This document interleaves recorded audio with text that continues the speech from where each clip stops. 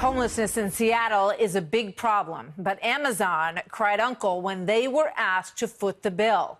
Weeks after the city passed what is called a head tax, the city council now saying, never mind, after Amazon threatened to leave the city. The bill would have forced businesses that pull in over $20 million to pay $275 per employee. For Amazon, the city's largest employer, that would have been more than $12 million a year. But smaller businesses with tighter margins would have felt it even more. Here now, Bill Bennett, host of the Bill Bennett podcast and a Fox News contributor, and Steve Hilton, host of The Next Revolution here on FNC. Bill, you take the first crack at this. What do you make of it? Well, you know, this is a kind of a liberal shock of recognition. Amazon and Starbucks figured out their companies, their businesses. Can you imagine how bad things must be for Amazon and Starbucks to threaten to leave Seattle? I mean, talk about a mothership, a liberal community.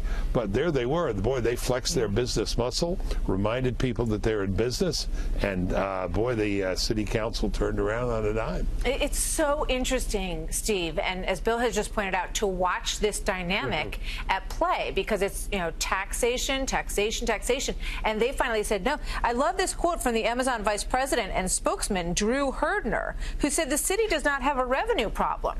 It has a spending efficiency problem.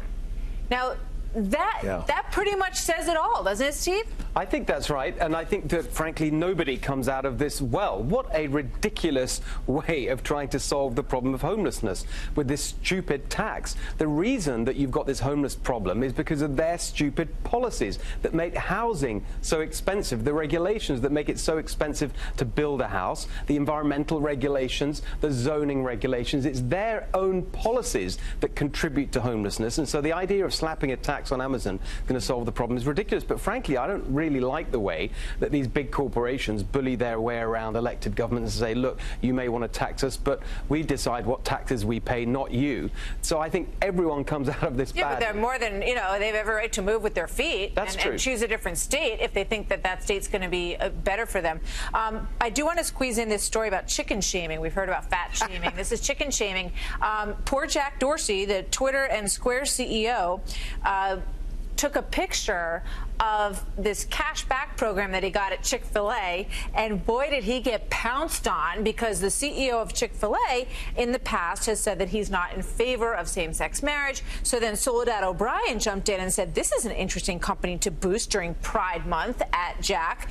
Jack quickly came back and said of O'Brien's tweet, you know, I'm so sorry, you're right, I completely forgot about their background. Bill.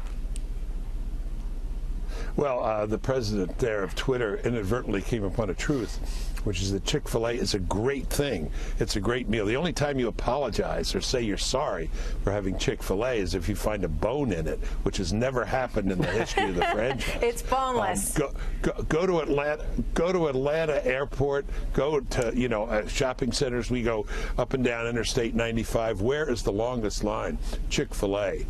You know, I don't much approve of Amazon's politics either, you know, like Steve was saying, but I sure use them. This is just crazy. It tells you both at the same time the bullying aspect that Steve referred to, but also how they can be intimidated by forces of political correctness. This craven behavior is really shameful. It's just amazing to me, Steve. You know, you can send a tweet and the forces just come in, and next thing you know, you're spinning your way out of it. I mean, it's unbelievable. So I found out something very interesting, Martha, the day before this tweet by Jack Dorsey that brought down the wrath of the loony left Twitter hate mob. He also sent out another tweet. This was from the Dalai Lama. He retweeted the Dalai Lama. Remember, the Dalai Lama not that long ago said this about gay marriage, which is the reason for the fuss with Chick-fil-A. They, talking about his California followers, want me to condone homosexuality, but I am a Buddhist, and for a Buddhist, a relationship between two men is wrong. More recently, he said, people who have belief or who have special traditions, then you should follow according to your tradition. I didn't notice the Twitter hate mob from the loony left descend on Jack Dorsey for retweeting the Dalai Lama, despite his views on homosexuality. It must make you think this is not really about defending being against traditional views of marriage. It's really about being anti-Christian. That's what we used to call bigotry. Quick thought, Bill. Yeah, Jack Dorsey may next. You need to be careful. He may order a cake from that Colorado baker. Watch him. This man bears watching. Thanks, you guys. Great to see you both tonight.